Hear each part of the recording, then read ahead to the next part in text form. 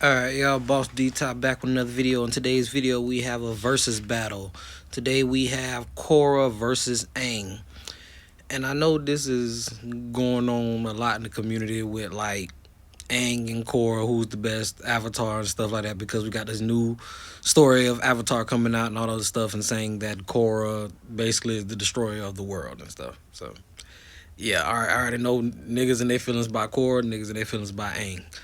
But my opinion, if it comes down to a versus battle, one, get this out the way. Whoever I choose, because y'all niggas sensitive, whoever I choose, it does not mean that Korra villains can whoop Aang ass. This does not mean Aang villains can whoop Korra ass. In my eyes, these niggas are equal in power. An avatar that mastered all four of the elements and that can tap into the avatar state will, they are equal to me. Both by the end of the series, both of these niggas are equal to me in power. Now, got that out the way. If they were to fight, my honest opinion, I would give it to Aang. And hear me out. The way Korra fights, it's as if she has her own fighting style and she just fights like that for every single element. Like, she doesn't, it's not really a differentiation of when she's like really fighting with these things versus like how Aang fight. Like, an example is with airbending. With airbending, I've seen Aang do some creative things with airbending. And then not only with that, even with Tenzin, as when they fight with airbending, they're using their palms. Korra mostly is using her fist and kicks. Like, she's using airbending 9 times out of 10 to strike people. Like, all her fighting styles are just like she's trying to knock a nigga head off.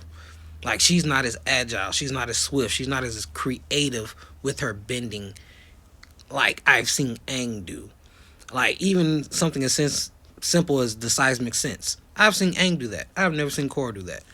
Something as simple, it's not simple because Iroh invented this move, but redirecting lightning, I've seen Aang do that. Making like a armor stone thing with his earth bending, I've seen Aang do that. Airbending, like airbending just in general, Aang is just way more creative when it comes to that. And not only that, Aang at 12 years old was an airbender master. When it came down to this, he had to learn all the elements like by the end of summer, versus Korra had years with at least 3 elements. But even within, Korra is really just a ferocious fighter. It's like, a better example is like Zahir versus Tenzin. Zahir, even though he seemed very powerful because he's the first airbender we've seen be aggressive. Like, we've actually seen what an airbender actually can do if they're willing to kill. But versus Tenzin, a nigga who actually is mastered airbending, he's creative with it, he knows what he's doing with it. Like, he's actually good with it. When him and Tenzin fought, Tenzin could not, well, Zahir could not fuck with Tenzin. Tenzin was beating Zahir ass. They literally had to jump Tenzin. So that's how I see the fight between Korra and Aang.